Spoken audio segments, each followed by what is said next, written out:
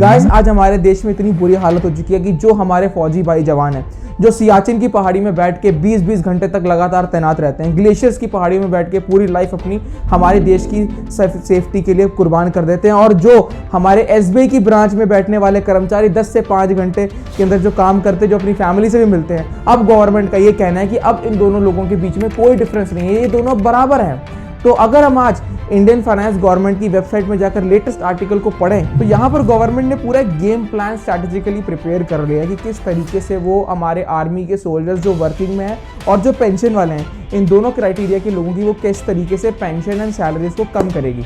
और यहाँ पर बहुत अच्छा गेम प्लान बनाया गया है, और इसी के चलते यहाँ पर जो हमारे आर्मी वाले पर्सन है जो पूरे साल में सिर्फ 2 महीने अपनी फैमिली से मिलते हैं और पूरी लाइफ अपनी सैक्रिफाइस करते हैं, देश के लिए कुर्बान करते हैं, एटलीस्ट मुझे लगता है कि गवर्नमेंट को यहाँ पर ये काम तो बिल्कुल नहीं करना चाहिए। फोक्स, गवर्नमेंट ने थोड़ा रूल्स को ट्विस्टेड फॉर्म में प्रेजेंट करने के लिए 2004 में आर्मी पेंशन्स के लिए एक एनपीएस नामक सिस्टम को लॉन्च किया।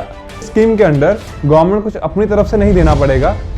जब तक आप जॉब कर रहे हैं तब तक आपकी सैलरी से 10% हर साल एंड 10% सेम अमाउंट गवर्नमेंट भी देगी एंड टोटल 20% शेयर मार्केट में इन्वेस्ट होगा, एंड उसका जो रिटर्न ऑन इन्वेस्टमेंट आएगा उसका 40% उन स्कीम को चलाने वाली कंपनी को दिया जाएगा। एनपीएस स्कीम को चलाने वाली कंपनी को 40% दिया जाएगा एंड बचा हुआ 60% आपको एज ए पेंशन दिया जाएगा आपकी रिटायरमेंट के बाद। ये स्कीम जो गवर्नमेंट ने बनाई है काफ़ी कंफ्यूजिंग सी बनाई है, बट इस स्कीम को अगर हम समझने बैठें तो चाय का कप लेकर बैठना पड़ेगा, क्योंकि ये स्कीम बहुत डेप्थ में जाने वाली है।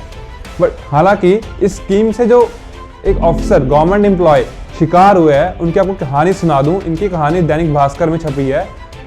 51,000 पर मंथ इनकी सैलरी थी, एंड जब ये रिटायर हुए तो इन्हें मात्र 600 रुपए की पेंशन से नवाजा गया। तो बस यार यही है, कुछ ऐसे केसेस हो सकते हैं अगर फ्यूचर में अगर हम इस स्कीम पर चलते रहे तो इससे हमें काफी खतरा है। तो गाइस अगर हम यहाँ पे लास्ट ईयर की बात करें, कोरोना वायरस आया था। कोरोना वायरस के आने के कारण हमारे देश की जीडीपी क्राइस कर गई, फाइनेंशियल क्राइस आ गया, काफ़ी तंगी आई हमारे देश में। तो इतनी तंगी आने पर हमारे वो फौजी जिनको 30 से 20 हज़ार रुपये जो एक जवानों को सैलरी मिलती है, उन्होंने अपनी सैलरी का बहुत ज़्यादा हिस्सा, अपना 10 से 15% हिस्सा उन्होंने सीधा टैक्स में डोनेट किया। उन्होंने सीधा उस चीज़ के लिए कंट्रीब्यूट किया कि हमारे देश की इतनी बड़ी प्रॉब्लम आई है तो हम अपने देश का साथ देंगे। पर गाइस यहाँ पर मैं ये बात नहीं करना चाहता। यहाँ पर बात इतनी इंपॉर्टेंट ये है कि जितने भी हमारे मंत्री हैं, जितने भी एमएलए हैं, आपको पता है इनको कितनी पेंशन मिलती है? तो जैसे कि अगर हम प्राइम मिनिस्टर मोदी जी की बात करें तो वो 5 बार सीएम और 1 बार वो पीएम रह चुके हैं। तो मतलब ये कि जितनी बार वो सीएम बने उनको उतनी बार सीएम की पेंशन मिलती है, और उनको 1 बार पीएम की भी पेंशन मिल रही है। मतलब लाइफ टाइम तक उनको कम से कम 6 से 7 पेंशन मिल रही है। यहाँ अगर हम पंजाब में सुखबीर सिंह बादल की बात कर रहे हैं, वो भी कम से कम 6 से 7 पेंशन ले रहे हैं। राहुल गांधी 8 पेंशन ले रहे हैं। मतलब जितनी बार ये नेता जितनी बार इलेक्ट होते हैं उनको उतनी ही ज़्यादा पेंशन मिलती है। तो यहाँ पर एक क्वेश्चन है कि जब ये कोरोना वायरस आया, फाइनेंशियल क्राइसिस आया, क्या ये इन सारे नेताओं की पेंशन कम हुई? क्या इन लोगों ने अपनी सैलरी में से कुछ कंट्रीब्यूशन दिया? बिल्कुल नहीं दिया। पर यहाँ पर वो फौजी जो एक 30 हज़ार रुपये सैलरी कमाता है, जिनकी 30 से 20 हज़ार रुपये, और वो सियाचिन की पहाड़ियों पर बैठता है, उस फौजी की, उस आर्मी पर्सन की इन्होंने डीए काट दिया।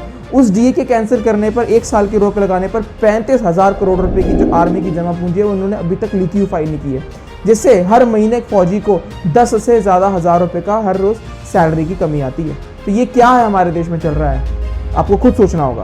तो फोक्स, अगर हम डिफेंस पॉलिसी की रिपोर्ट पर गौर फरमाएं जो कि हर 5 साल में निकाली जाती है, इस रिपोर्ट में यही मेंशन किया गया है कि एक रिटायर्ड आर्मी ऑफिसर एंड जो सर्विस में है दोनों को एनपीएस पॉलिसी के अंदर इंक्लूड किया जाएगा।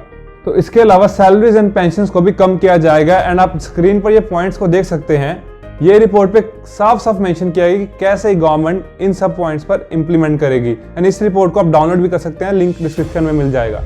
इस पॉइंट पर मैं यही कहना चाहूँगा कि गवर्नमेंट एक तरीके से निकाल सकती है कि वो जापान जैसी कंट्री से सीख लें, क्योंकि उधर जो पेंशनर्स हैं हर एक चीज़ का ध्यान रखता है, वो अपनी पेंशन से जापान में रहते हुए काफ़ी खुश हैं। तो जाते जाते मैं आपसे यही कहना चाहूँगा कि अकेला नारेबाजी लगाने से कुछ फ़र्क नहीं पड़ेगा।